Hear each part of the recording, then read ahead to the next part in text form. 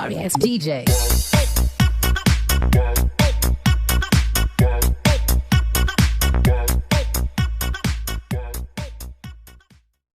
Assalamualaikum warahmatullahi wabarakatuh.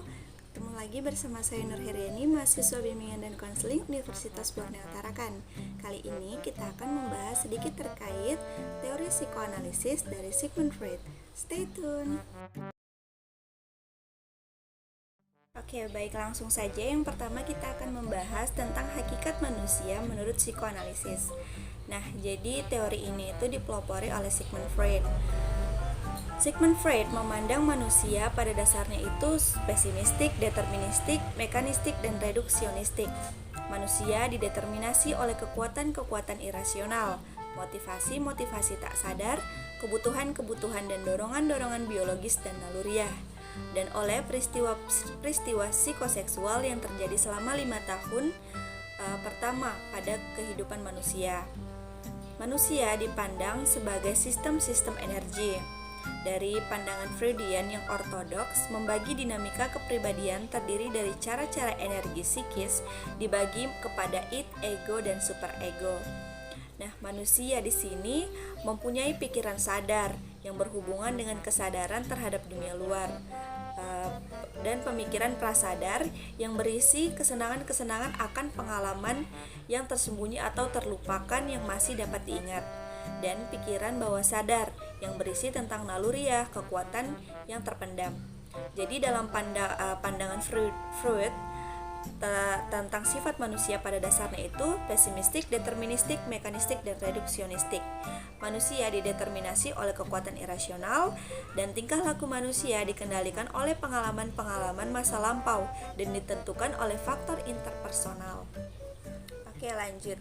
Yang kedua ada struktur kepribadian menurut teori psikoanalisis. Jadi dalam pandangan psikoanalisis, struktur kepribadian manusia itu terdiri dari 3 sistem. Yang pertama itu ada id, yang kedua ada ego, yang ketiga ada superego. Id, ego, dan superego ini merupakan struktur kepribadian manusia dalam teori psikoanalisis yang memiliki peran kerja masing-masing dan saling berkaitan satu sama lain, sehingga tidak bisa dipisahkan untuk mencapai penyesuaian diri yang baik dalam masyarakat. Oke, id merupakan sistem kepribadian asli yang dibawa sejak lahir. Di dalamnya terdapat impuls agresif dan libidinal yang mendominasi di alam bawah sadar. Id bekerja berdasarkan prinsip kesenangan atau pleasure principle, memperoleh kesenangan dengan menghindari rasa sakit yang dapat menimbulkan ketegangan. Nah, di dalam id ini terdapat dorongan-dorongan naluriah yang cenderung primitif dan menimbulkan ketegangan karena menuntut untuk dipenuhi. Untuk memuaskan dorongan-dorongan, id menggunakan 2 mekanisme, tindakan refleks dan proses primer. Dorongan naluriah dibedakan menjadi 2, yakni naluriah hidup, libido, dan naluri mati atau thanatos. Nah, naluri hidup itu yang merefleksikan kebutuhan id untuk mengejar kesenangan dan menghindari ketidaknyamanan. Sedangkan naluri mati, thanatos, itu merupakan dorongan-dorongan agresif yang negatif yang dapat mencelakakan diri sendiri atau orang lain. Oke, sedangkan ego merupakan struktur kepribadian yang bertindak sebagai pengarah atau pelaksana dan membantu memenuhi kebutuhan id dengan menunda kepuasan insting sampai kepuasan itu dicapai tanpa mengalami konflik antara superego dan dunia eksternalnya. Ego bekerja dalam prinsip realita. Lalu ada superego. Superego adalah aspek kepribadian yang berisikan kekuatan moral, kepribadian yang bekerja dengan prinsip idealistik dengan menjadi filter terkait benar salah sesuatu yang dilakukan oleh dorongan ego. Dan superego ini berfungsi membatasi dorongan id untuk dan mengendalikan ego. Nah, dalam dinamika kepribadian manusia, sekalipun id, ego, dan superego masing-masing memiliki fungsi, sifat, dan prinsip kerjanya tersendiri, namun semuanya itu saling berinteraksi begitu erat satu sama lain dan tidak mungkin untuk dipisahkan. Apabila ketiga sistem tersebut mampu bekerja sama secara produktif, maka seseorang akan dapat memenuhi kebutuhannya tanpa menyalahi dan bertentangan dengan norma-norma masyarakat, yang berarti memiliki kemampuan penyusuan diri yang baik, Sedangkan apabila sistem tersebut berada dalam konflik, misal adanya dorongan id yang terlalu kuat dalam mengontrol tingkah lakunya, maka seseorang tersebut dapat dikatakan mengalami penyesuaian diri yang salah. Dinamika kepribadian manusia juga dapat dilihat sebagai suatu sistem energi yang dinamikanya sangat ditentukan oleh energi yang menggerakkan.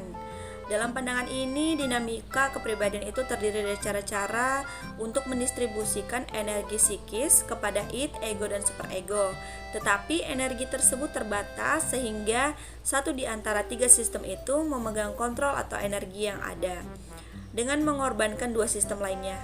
Dalam pembentukan kepribadian, cara kerja masing-masing struktur tersebut adalah apabila rasa id menguasai sebagian besar energi psikis, maka pribadinya akan bertindak primitif, impulsif dan agresif, dan mengumbar impuls-impuls primitifnya. Nah, lalu apabila rasa ego menguasai sebagian besar energi psikis itu, maka pribadinya bertindak dengan cara-cara yang realistik, logis, dan rasional. Serta apabila rasa ego yang menguasai sebagian besar energi psikis, maka pribadinya akan bertindak pada hal-hal yang bersifat moralitas, mengejar hal-hal yang sempurna yang kadang-kadang irasional. Yang sehat dan bermasalah. Nah, pribadi yang sehat dan bermasalah menurut psikoanalisis adalah pribadi yang sehat itu menurut psikoanalisis adalah pribadi yang mampu menyelaraskan antara id, ego, dan superego. Di dalam pribadi manusia secara utuh tidak mengalami masalah-masalah yang berhubungan dengan kecemasan. Sistem egonya bertindak secara rasional. Pribadi yang sehat itu ditandakan dengan ciri-ciri egonya bersifat realistis, dapat menggunakan struktur kepribadian secara efektif, dan mekanisme pertahanan dirinya itu bersifat efektif. Nah, sebagai contoh nyata nih yang pernah saya alami ini, pribadi yang sehat dan bermasalah itu, pribadi yang sehat itu adalah kepribadian ditunjukkan oleh sahabat saya, di mana saat saya dan teman-teman ingin mengambil buah mangga milik tetangga tanpa izin, sahabat saya justru tidak mengikuti perilaku kami. Ia pergi dan memutuskan untuk tidak bermain pada hari itu. Dan keesokan harinya, ketika ia ditanya, ia menjawab bahwa perilaku yang kami tunjukkan ialah perilaku yang salah dengan mengambil buah tanpa izin dari pemiliknya. Ia juga pernah cerita pada teman-teman yang lain. Pada saat dia ada teman-teman yang mengajaknya untuk merokok, dia tidak mengikuti tawarannya itu karena ia teringat dengan perkataan ibunya terhadap bahaya rokok untuk kesehatan. Dengan begitu, kita bisa lihat nih bahwa kepribadian yang ditunjukkan oleh sahabat saya itu ialah suatu kepribadian yang sehat, di mana ia mampu menyelaraskan id, ego, dan superego pada kepribadiannya. Lanjut, ada pribadi yang bermasalah. Jadi menurut psikoanalisis itu, pribadi yang bermasalah ialah pribadi yang dalam dirinya itu terjadi ketidaksinambungan atau ketidakselarasan antara id, ego, dan superego.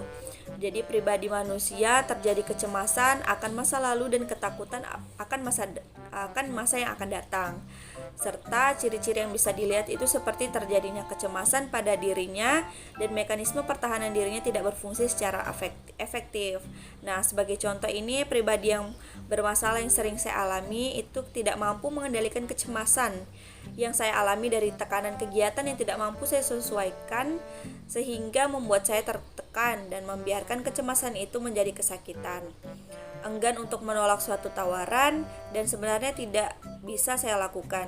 Saya senang mencari kesenangan tanpa berpikir atas konsekuensi yang ditimbulkan. Nah, dari sini nih kita bisa lihat nih bahwa id dan superego lebih mendominasi. Hal ini merupakan pribadi yang bermasalah dengan tidak adanya keselarasan antara id, ego, dan superego. Oke, yang terakhir kita akan membahas tentang hakikat konseling menurut psikoanalisis. Nah, secara umum hakikat konseling adalah mengubah perilaku. Nah, dalam pendekatan psikoanalisis, hakikat konseling adalah agar individu mengetahui ego dan memiliki ego yang kuat, yaitu menempatkan ego pada tempat yang benar, sebagai pihak yang mampu memiliki sifat secara rasional dan menjadi mediator antara id dan superego. Nah, konseling dalam psikoanalisis adalah sebagai proses reedukasi terhadap ego menjadi lebih realistik dan rasional. Nah, jadi konselor berperan dalam pendekatan psikoanalisis ini sebagai seorang ahli. Nah, jadi mereka mendorong klien untuk membicarakan apapun yang muncul dalam benaknya, khususnya pengalaman di masa kanak-kanak, untuk menciptakan atmosfer yang membuat klien merasa bebas mengekspresikan pikiran yang menyusahkannya. Nah, tujuan psikoanalisis sendiri ini pada hakikat konseling itu bervariasi, bergantung pada klien, tetapi fokus utamanya pada penyelesaian pribadi, biasanya memicu reorganisasi kekuatan internal di dalam diri seseorang. Nah, tujuan utama yang kedua itu seringkali berkaitan dengan yang pertama, adalah membantu klien menghadapi tahap perkembangan yang belum terpecahkan. Lalu tujuan terakhir psikoanalisis adalah membantu klien menghadapi tuntutan-tuntutan masyarakat tempat di mana ia hidup. Cukup sekian yang dapat saya sampaikan. Semoga bermanfaat buat kita semua, dan juga mohon maaf apabila ada kesalahan kata. Wabillahi taufiq wal hidayah. Wassalamualaikum warahmatullahi wabarakatuh. Sampai jumpa di video-video selanjutnya. Bye.